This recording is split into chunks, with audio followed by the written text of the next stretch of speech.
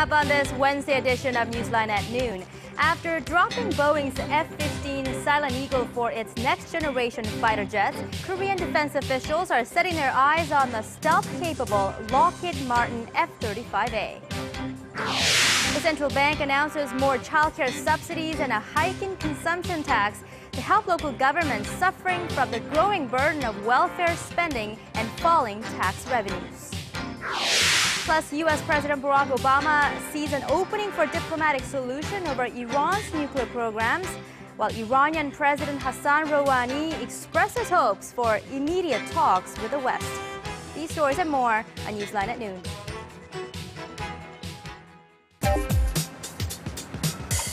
Where's the best place for bibimbap? Les Jeux Olympiques d'hiver se dérouleront-ils à Pyeongchang? هل أنتم حقاً سابع أكبر مصدر في العالم؟ この歌手は誰ですか？你好，最近哪部电视剧的人气最旺？ Korea is attracting interest from around the world. The more you know, the more you want to know. Dynamic Korea.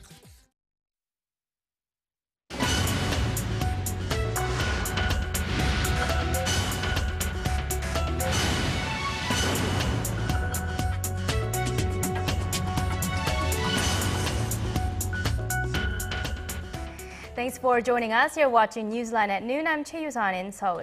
Very good to have you with us. I'm Mark Broom. Most thought it was sealed, a done deal, but Boeing's F-15 Silent Eagle, which was the sole remaining candidate for Korea's multi-billion-dollar fighter jet project, was not chosen as the final winner.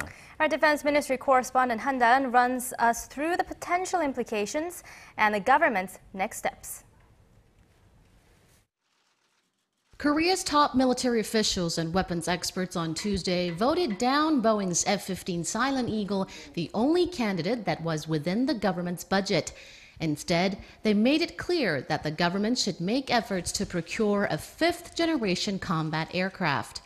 The decision takes into account the recent trend in the global aviation industry, which centers around the fifth-generation fighter jets.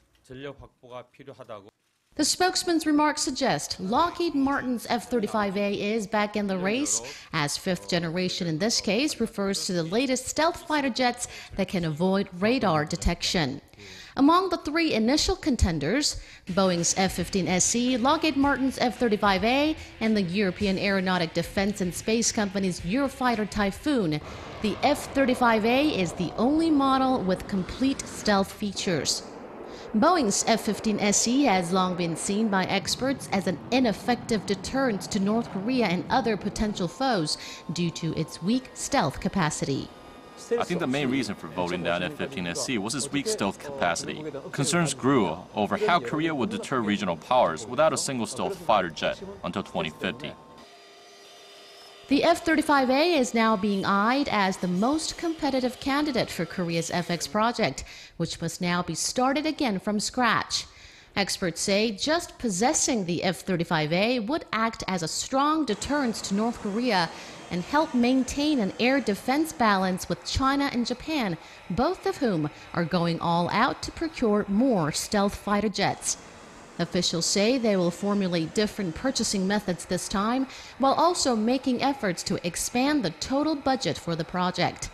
But for now, it's unclear whether the Korean Air Force will be able to deploy its new fighter jet fleet by 2017 as scheduled. Han Da-eun, Arirang News.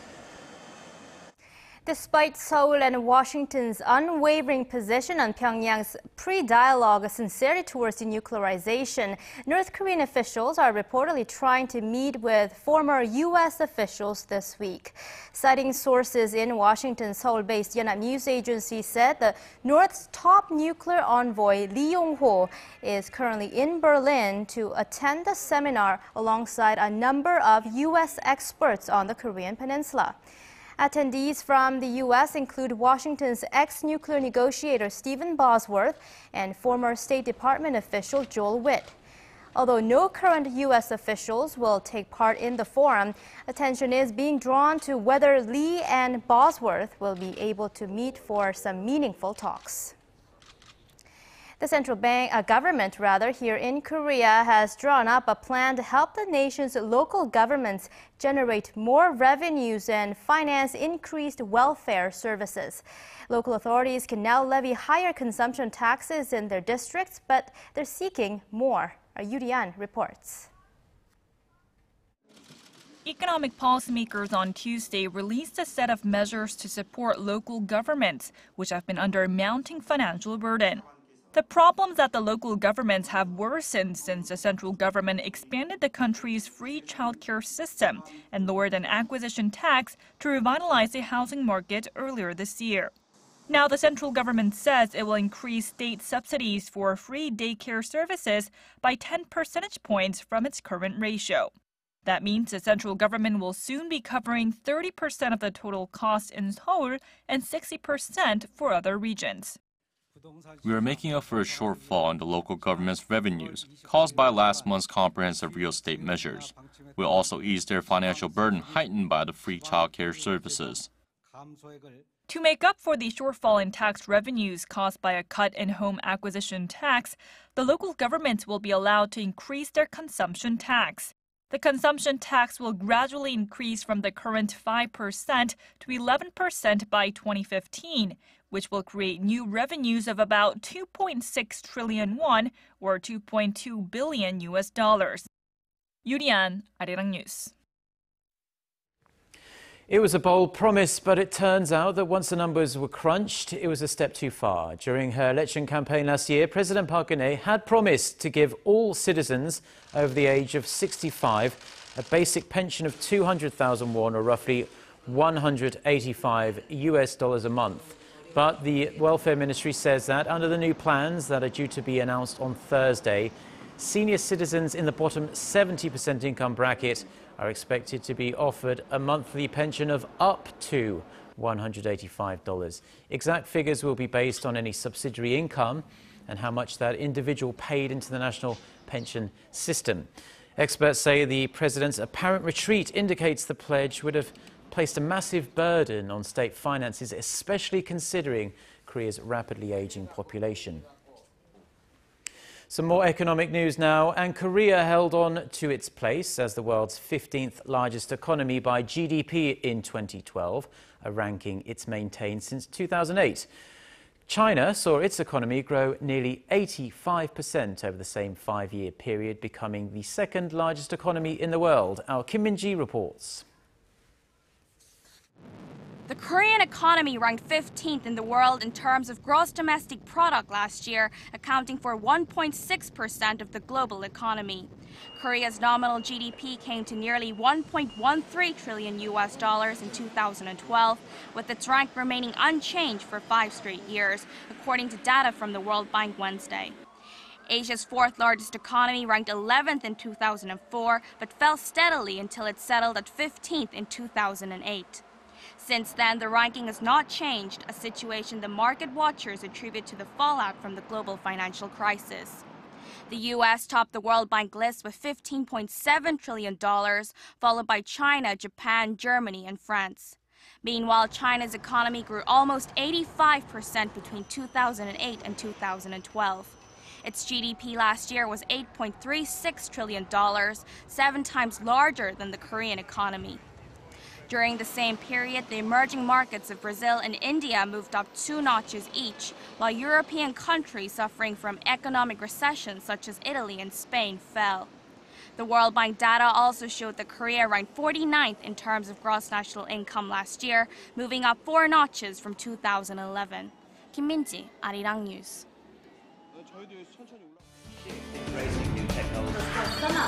For your fill of Korean and international news.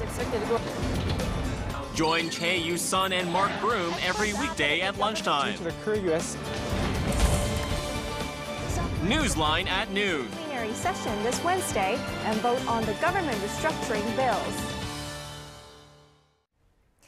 U.S. President Barack Obama has appealed to the United Nations to put pressure on the Syrian regime to give up its chemical weapons. In a hectic day of diplomacy, President Obama also offered an olive branch to Iran over its controversial nuclear program. Our Kim Hyun-bin has more.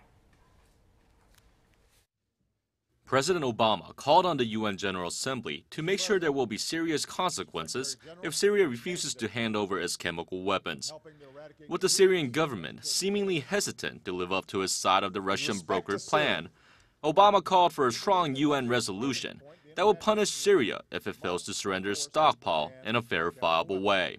The Syrian government took a first step by giving an accounting of its stockpiles. Now there must be a strong Security Council resolution to verify that the Assad regime is keeping its commitments. And there must be consequences if they fail to do so. The U.S. leader also laid out Washington's priorities for Syria, as well as the rest of the Middle East and North Africa. Obama said the U.S. always considers diplomatic solutions, but does not rule out the use of military force against extremist threats. On Iran, Obama says a deal that would allow Tehran to have its own nuclear program should be possible if it acts in a, quote, transparent and verifiable way. Obama said he had instructed his Secretary of State to hold face-to-face negotiation with his Iranian counterpart regarding Tehran's nuclear program. I want to be clear. We are encouraged that President Rouhani received from the Iranian people a mandate to pursue a more moderate course. And given President Rouhani's stated commitment to reach an agreement, I am directing John Kerry to pursue this effort with the Iranian government. President Hassan Rouhani's recent overtures to hold talks have raised hopes that U.S.-Iran relations could improve after more than 3 decades of estrangement. Kim Hyun-bin, Arirang News. And staying at the UN General Assembly amid high hopes, a fast-moving diplomatic track might be opening with Iran. Iranian President Hassan Rouhani says Tehran is seeking constructive engagement with the West on its nuclear program and does not want to increase tensions with the United States. Speaking just a few hours after President Obama, Rouhani said he was willing to engage in time-bound and results-focused nuclear talks and reiterated that nuclear weapons are not part of Iran's security policy. U.S. Secretary of State John Kerry will sign the UN Arms Trade Treaty during the UN General Assembly meeting this week, ignoring deep opposition on Capitol Hill and from the country's powerful gun lobby. Citing U.S. officials, the Associated Press and Reuters report that the Senate was notified on Tuesday and Kerry would sign the treaty on Wednesday on the sidelines of the Assembly. The signing will initiate a highly uncertain ratification process in the Senate. The UN approved the treaty in April as part of its efforts to regulate the $70 billion conventional arms industry. Critics in the U.S. say it's a waste of time signing a treaty which does not have the support of the Senate or the American people. Over now to the mall siege in Kenya, and officials there say the hostage crisis is now over and that security forces have taken control of the Westgate shopping centre in Nairobi, which was attacked and held by radical Islamist militants since last weekend. Addressing the nation, Kenyan President Uhuru Kenyatta said 5 of the gunmen were shot dead during the military operation and 11 others are now in custody. The attackers, claiming to be from the Al-Qaeda-linked militant group Al-Shabaab in Somalia, said in a message on a Twitter account that they were still resisting the Kenyan government for its military intervention in Somalia. At least 67 people died in the 4-day siege and more than 170 were injured. A powerful earthquake hit a remote part of southwestern Pakistan Tuesday, and tremors were reportedly felt as far away as the Indian capital of New Delhi. The U.S. Geological Survey says the 7.8 magnitude quake struck near Kuzdar in Baluchistan province. The province is the nation's largest but least populated. Media reports say at least 45 people died, and the death toll is expected to rise as many homes collapsed from the quake. A former U.S. nuclear regulatory chief says that Japanese officials knew early on that contaminated water was leaking from the troubled Fukushima plant, and their slow reaction time has exacerbated the problem. Gregory Yasko, the former chairman of the U.S. Nuclear Regulatory Commission, said Tuesday that U.S. and Japanese officials argued about how much water to use to cool the crippled plant after the massive earthquake and tsunami there in March of 2011 because they knew leaks were inevitable. Leaks at the plant were first confirmed in July, and officials have not yet been able to halt the flow of contaminated groundwater into the sea. Plant operator TEPCO says around 300 tons of contaminated groundwater seep into the ocean every day. Earlier this month, the Korean government expanded its ban on fish and marine-related products from Japan in response to growing concerns of radioactive leaks from the Fukushima nuclear plant. However, the ban doesn't cover processed foods from Fukushima or several of other nearby prefectures. Our Paul Lee tells us what consumers need to know when purchasing imported goods. Here in Namdaemun Market in Seoul, one of Korea's largest and oldest traditional markets, international grocery stores are lined with Japanese imported goods, from tasty wasabi beans to beer. But consumer agencies here are urging the public to carefully inspect each and every food label before making purchases, as the ingredients may have been processed in the radiation-affected areas in Japan. Due to radiation contamination concerns, Seoul had expanded its import ban to 50 products from Fukushima and 7 other nearby prefectures in Japan. In addition to fish, the ban now includes leafy vegetables such as cabbage and broccoli. Those import restrictions, however, do not extend to processed foods or raw ingredients.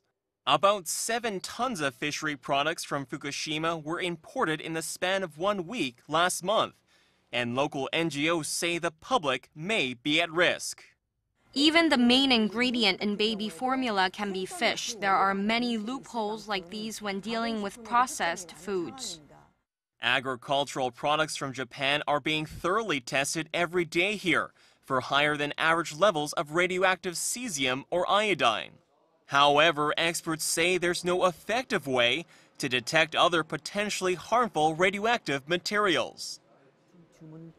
Strontium is similar in nature to calcium, meaning that it's readily absorbed in bones or other fish cartilage. However, it isn't easily excreted from the body. Also, plutonium is able to emit alpha rays. When in contact with cells, these rays can disrupt the sequence of genetic material, such as DNA. Consumer groups are calling on the government to ease consumer anxieties by putting in place comprehensive policies that include processed goods from radiation-contaminated areas. Paul Yi, Arirang News. Now, it's often said that just breathing in many Chinese cities for an extended period of time is akin to smoking a pack of cigarettes, or even worse. In an attempt to tackle the severe public health issue, the Chinese government has unveiled plans to limit emissions from factories and vehicles. Our Kim Ji-yeon reports. The skyline in the heart of Beijing is blocked by heavy smog, and factory chimneys are covered by a thick haze. Chinese cities suffer from some of the worst air pollution in the world. Pollution levels in Beijing are rated very unhealthy by local officials. Concentration levels of the fine particulate matter, known as PM2.5, can reach as high as 1,000 micrograms per cubic meter, which is around 40 times the exposure limit recommended by the World Health Organization. PM2.5 is considered more dangerous than bigger particles, as it can penetrate deeper into the lungs and enter the bloodstream. People in Beijing are constantly exposed to these particles that are linked to diseases of the heart and the lung. Air pollution is a critical issue here. There needs to be a solution. To tackle the issue, the Chinese government unveiled a 5-year plan this week in an attempt to curb air pollution. Under the plan, Beijing must bring its average concentration of PM2.5 down to 60 micrograms per cubic meter or less, which is a reduction of around 25% from pollution levels of 2012. A Chinese official says the country aims to reduce its reliance on coal, the root cause of the pollution according to the plan, by more than half of the current level of 23 million tons. The plan also includes a reduction in the number of vehicles allowed on the road and providing more than 200,000 electric vehicles to certain areas. We plan to implement odd-even traffic restrictions on cars on the road. But with the winter just a couple of months away, coal consumption is expected to spike as people heat up their homes. So it remains to be seen whether Beijing's measures will be enough to mark the beginning of a cleaner, fresher era for Chinese capital. Kim Ji-yeon, Arirang News. Now, a noisy marketplace might not seem like a likely venue for a classical music concert, but that's just what happened in Seoul on Tuesday afternoon when a visiting orchestra left vendors and shoppers with a memorable experience and a new appreciation for the genre. Our Son Jung-in brings us this story. The sound of classical music fills the air outside the bustling Dongdaemun market in the heart of Seoul on a recent Tuesday afternoon. Surprised by the unexpected scene, vendors and shoppers stop to listen, and it's not long before they're mesmerized by the music. Throughout, cheers ring out from the crowd as familiar pieces catch the audience's attention. The music guided me to this place, and I'm delighted to be able to experience classical music at Dongdaemun Market. It was strange at first to hear classical music, but as I listened to the performance, I started to relax and enjoy myself, and the director really helped us enjoy the pieces. The concert was presented at the busy marketplace, which draws roughly 1 million shoppers a day, by the Euro-Asian Philharmonic Orchestra. Conductor Kim Nan-se has performed in a variety of non-traditional venues from art museums to outdoor plazas, but nothing like a shopping district. My orchestra will perform in Berlin next week, but the venue doesn't really matter. Our job is to make audiences happy. With the event in Seoul, the orchestra is hoping to make classical music more accessible to a wider audience and change the public's notion that classical music is difficult. Judging by the reaction of those gathered in Dongdaemun that day, they've achieved their goal. Son Jung-in, Arirang News.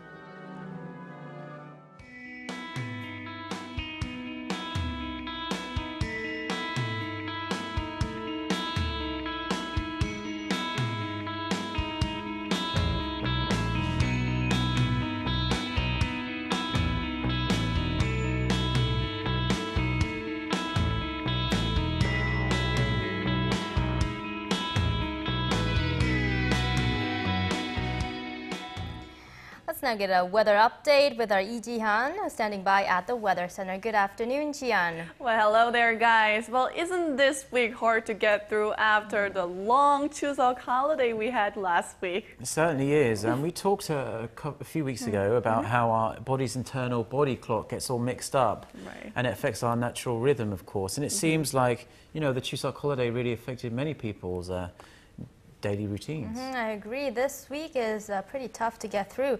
So, Ji-yeon, do you have any good advice for beating the fatigue? I do. I always have good tips for you guys. Well, first of all, you should go to bed 1 or 2 hours earlier than usual for a few days for relaxation. Also, try to eat a good amount of fresh fruits and vegetables while avoiding high-calorie foods. And you'll also want to get some exercise. And luckily, there's a touch of fall in the air today, so you could get out and take a walk outside after lunch. It will be much brighter this afternoon than yesterday, with highs hovering around 25 degrees Celsius across the nation. Well, right now we're looking at clouds covering up mostly the southern parts of the nation, but as the day progresses, the high pressure front from China will bring more sunshine to entire nation. Now tomorrow we're expecting nearly perfect fall weather. We'll have plenty of sunshine, but it will be chillier than today. And if we look at the forecast for the rest of the week, the temperature should drop day by day. And and the morning lows will dip down into early teens for tomorrow and Friday, so please dress accordingly for that. Well, it's mostly sunny and breezy here in Seoul, so let's take a look at the afternoon highs for Seoul and other parts of the nation. The Seoul will get up to 23 degrees Celsius, that's 73 degrees in Fahrenheit, while afternoon highs in Daegu and Gwangju, Busan will be topping out in the mid-20s. Now let's see how other regions are looking. It looks like Jeju and Daejeon should both get up to 24, while Dokdo and Mount Kumgang will be stay in the cooler side. Now that's all for Korea, and here's the global forecast for viewers around the world.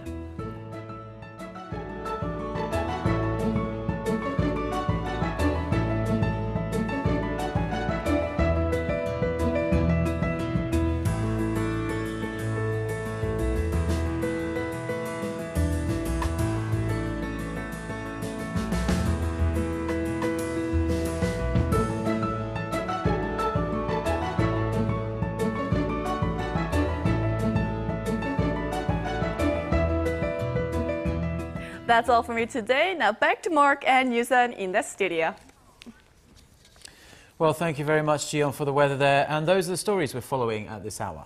Join us again tomorrow here on NEWSLINE at noon.